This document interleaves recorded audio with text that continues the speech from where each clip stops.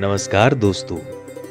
आज हम आपको ले जाएंगे एक ऐसी यात्रा पर जो अपनी धार्मिकता, प्राचीनता और प्राकृतिक सौंदर्य के संगम के रूप में हमारे दिलों को छू लेती है। यहाँ हम आपको पेश करेंगे टपकेश्वर मंदिर देहरादून की कुछ अनछुए और गहरे रहस्यमयी दुनिया की एक झलक।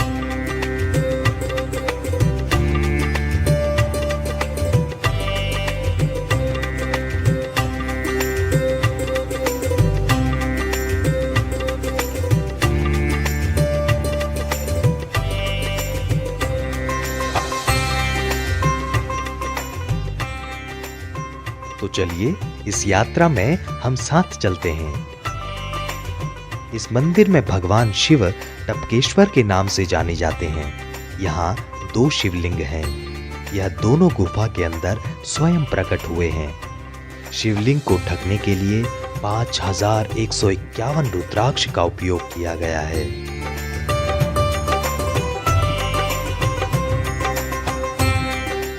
महादेव आदि अनादि पौराणिक स्वयंभू जो देहरादून का धरोहर है, गुरु द्रोण की तपस्थली है। श्री भगवान टपकेश्वर प्रांगण पर आप हैं और ये श्रावण मास के पावन पर्व पर आपके चैनल के माध्यम से, आपके भाव के माध्यम से समस्त शिव भक्तों को मेरा बहुत बहुत शुभकामनाएं। भगवान शंकर सदैव आप सबकी मनोकामना पूर्ण करें।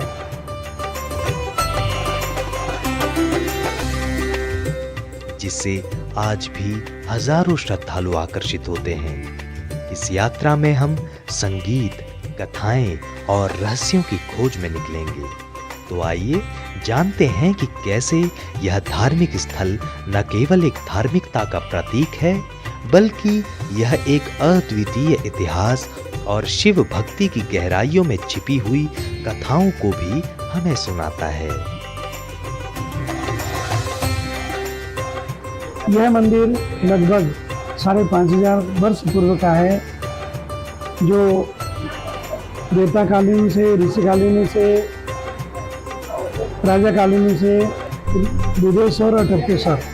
यहाँ पे जब देवता लोगों का सतयुग में जब देवताओं का वास होता था, तो स्कंद पुराण के केदारखंड के पाठ में बाबा का वर्णन आता है कि देवेश्वर के नाम से जाना जाता था, क्योंकि देवता लोग विचरण करते थे। फिर बाबा का नाम तपेश्वर हुआ। जब ऋषि मुनि तप करने लगे, यहाँ पे जब आराधना करने लगे, तो बाबा का नाम तपेश्वर रहा।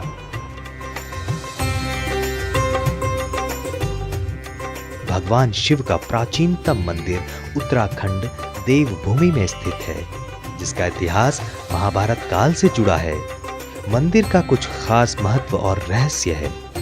टपकेश्वर महादेव मंदिर देहरादून के सबसे प्रसिद्ध मंदिरों में से एक है।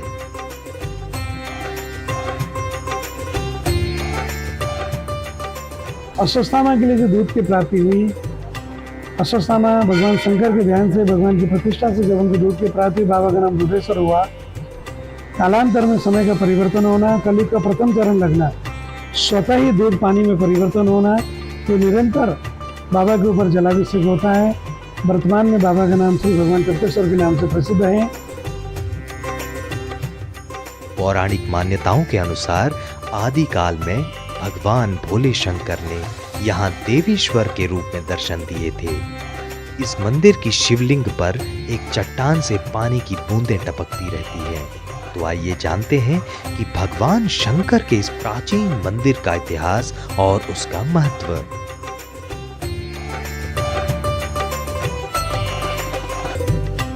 सूक्ष्म में यह इतिहास यह है कि गुरु द्रोण की तपस्थली रही है। जब वो भ्रमण के लिए, यात्रा के लिए निकले थे हस्तिनापुर से, उनको आकाशवाणी हुई कि गुरु द्रोण, तुम यह तमसा नदी के तटस्थ जाकर के देवेश्वर की गुफा में, तपेश्वर की गुफा में जब ध्यान करके जगत कल्याण के लिए भगवान शंकर की आराधना करो। गुरु द्रोण ने भगवान शंकर की आराधना किया।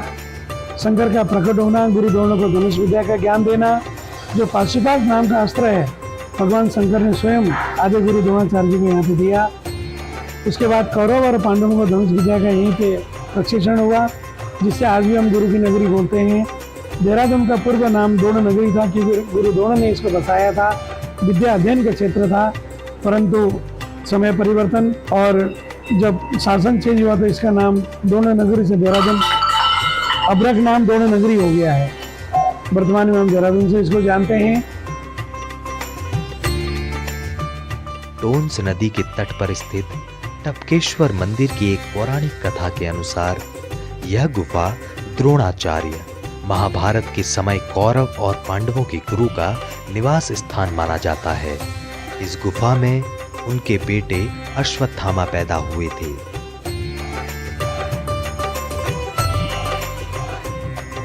जब राजा द्रुपद के पास गुरु द्रोण गाय लेने के लिए गए कि वो अश्वत्थामा दूध के पिपासा के लिए अपने जब पिता से कहा, पिता मुझे दूध पीना है, माता कृपि के गर्भ में दूध नहीं था। और जब राजा द्रुपद के पास गए तो द्रुपद ने तिरस्कार कर दिया कि मैं राजा और तुम ब्राह्मण काय के मित्र था। राजा द्रुपद गुरु द्रोण बाल्यकाल में एक सखा थे, एक विद्या अध्ययन करते थे। जब गुरु द्रोण द्रुपद के तिरस्कार से निराश हुए, आकर के अपनी धर्मपत्नी कृपि को कहते हैं, कृपि गौ नहीं दिया द्रुपद ने, अब इस बालक का दूध का पिपासा भगवान शंकर, भगवान दुधेश्वर स्वयं पिपासा शांत करेंगे। वह बालक अपनी करुणा में पुकार को लेकर के भगवान शंकर का जो कठोर तप करता है तो शंकर का पुनः फिर प्रकट होना, वह दूध जब वो शंकर प्रकट होते कहते हैं बालक की जिज्ञासा को सुनते हुए वह कंदर आज भी विद्यमान है। आप देखिएगा गौ के थन के आकृति उस पहाड़ में से आकृति बनी, वह आकृति में दूध का धारा आया, उसी दूध को पी करके अश्वत्थामा अमर कहलाए।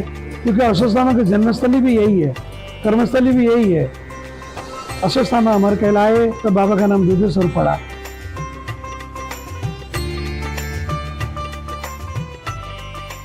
यह भोलेनाथ को समर्पित गुफा मंदिर है। इसका मुख्य गर्भगृह एक गुफा के अंदर है। इस गुफा में शिवलिंग पर पानी की बूंदें लगातार गिरती रहती हैं। इसी कारण शिवजी के इस मंदिर का नाम टपकेश्वर पड़ा। टपक एक हिंदी का शब्द है जिसका अर्थ है बूंद बूंद करके गिरना।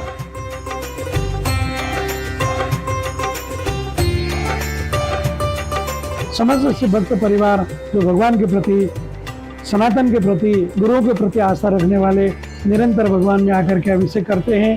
पंचामृत अभिषेक, दूध दही घी शहद पंचमेवा मिष्ठान फूलों से, द्रव्यों से, द्रव्यों से जिनका जो भाव होता है वह भाव से वह भगवान शंकर का अभिषेक करते हैं और अपने अभिषेक का फल अपने परिवार में, बच्चों की है, नौकरी है, व्यवसाय है, सुख समृद्धि है, आरोग्यता है, निरोगता है, परिवार की सुख शांति के लिए जो माताएं पुरुष व्रत करते हैं, बाबा निसंदेह है उनकी सारी मनोरथ पूर्ण करते हैं।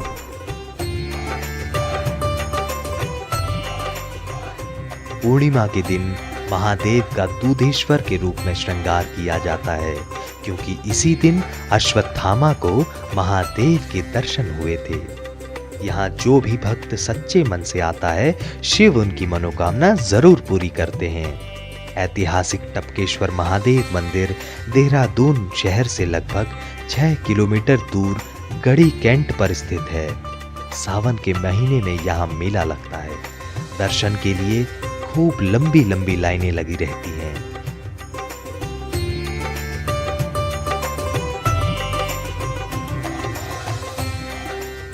टपकेश्वर महादेव मंदिर के पास ही माता वैष्णो देवी का एक और मंदिर है। इस अद्भुत मंदिर में स्थित है माता वैष्णो देवी। टपकेश्वर महादेव मंदिर में आने वाले सभी भक्त यहाँ आकर माता वैष्णो देवी के दर्शन करते हैं। खासकर वो भक्त जो माता वैष्णो देवी के मंदिर नहीं जा पाते। यह मंदिर हजारों साल पुराना है और प्राकृतिक रूप से बना हुआ है। इसके अंदर एक प्राकृतिक गुफा है जिसे पार करना पड़ता है। इसके बाद भक्त माता के दर्शन करते हैं और इसे माता वैष्णो देवी गुफा मंदिर के नाम से जाना जाता है। यहाँ आकर आपको भगवान की कृपा, उनके विभिन्न रूप और प्रकृति के गुप्त रहस्यों का परिप्रेक्ष्य मिलेगा।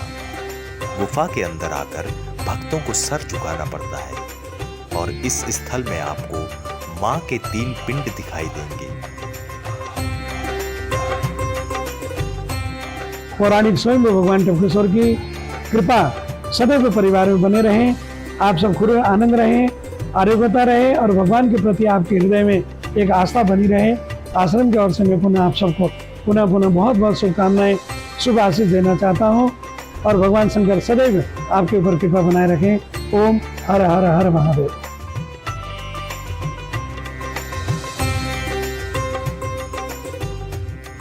मंदिर के पास ही मां संतोषी की गुफा भी है।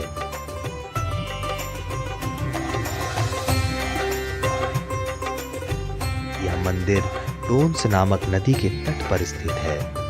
द्वापर युग में यह नदी तमसा के नाम से प्रसिद्ध थी। मंदिर परिसर के आसपास कई खूबसूरत झरने हैं।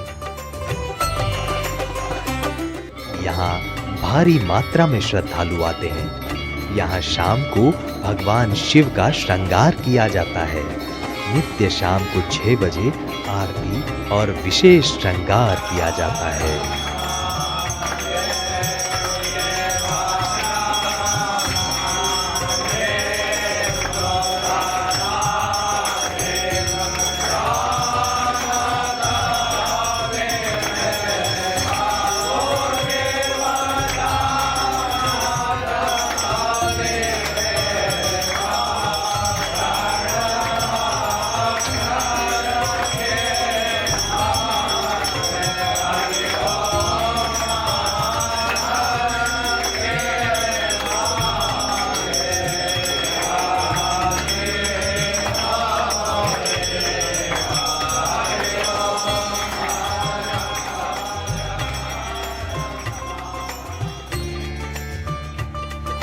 और टपकेश्वर मंदिर की यात्रा पर आपको निकलने के लिए बहुत बहुत शुभकामनाएं। धन्यवाद।